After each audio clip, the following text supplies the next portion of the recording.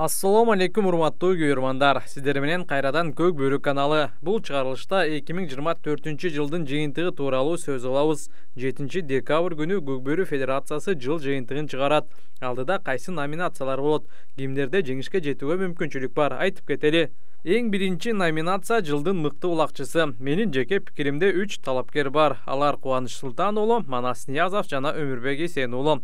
Кубаныч 2024-жылы Сарыөзөндүн капитаны катары Норус кубогунда 3-орун ээлесе, 9 май мелдешинде күмүш медаль тагынган. Мындан тышкары 4-жекеме-жеке турниринде 3-орунду ээлеген. Ал эми улуттук курама менен бирге көчмөндөр оюндарында 2-орунга илинген. Саймадан супер сунуш. Интернет ылдамдыгы секундасына 500 мегабит жана жаңы муундагы телекөрсөтүү. Жана ушунун баары укмуштуудай баада. Айына болгону 1180 сом. Биз сизге секундасына 1 гигабит ылдамдыкты колдогон күчтүү Wi-Fi роутерди белекке беребиз. Жана ошондой эле 5 онлайн кинотеатрга акысыз жеткиликтүүлүк. Каалаган убакта сүйүктүү тасмаларыңыздан жана сериалдарыңыздан рахат алуу үчүн билдирмеңизди дароо азыр калтырыңыз жана сайманы кошуңуз.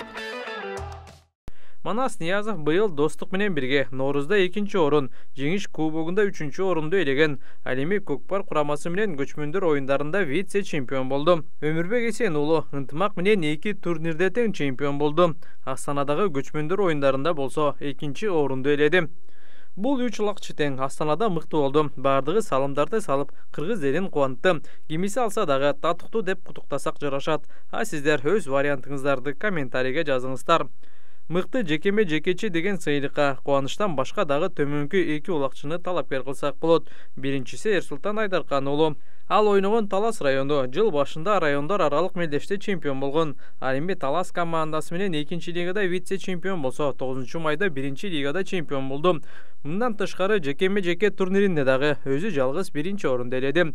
Достукта өзүн көрсөткөн Бексултан Абдикалил уулу дагы мыкты деп айтсак болот. Ал жогорку лигада алгачкы жылында эле улуттук курамага киргенге жетишти. Мыкты машыктыруучуга негизги 2 талапкер бар. Сейитбек Анарбек уулу Намыс жана Ак Элбирс командасын чемпион кылып, жаш таланттарды ачты.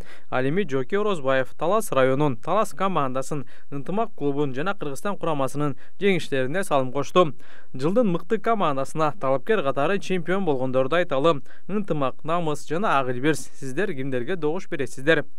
Мыкты чалуучу деген сыйлыкка дагы татыктуулар көп. Алар Дастан Русланов, Нурдин Болотбеков жана Исхак Бекболот уулу.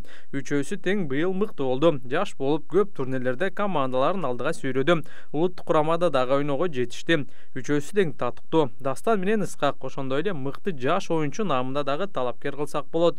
Ошол эле учурда бул номинациядагы талапкерлердин бири Байтеген Омурбек уулу. Байтеген быйыл көп мелдештерде мыкты бомбардир болуп, улактарды тайгазандарга ташыды. Байтеген өзү 2004-жылкы гана улакчы. Мыкты федерация деген наам дагы берилет. Бул жерде Талас федерациясына берсе туура болчудай. Себеби клубтук деңгээлде Таластын командалары мыкты болду. Экинчиден улуттук кураманы Талас федерациясынын өкүлдөрү жетектеп Астанага көчмөндөр оюндарына барды.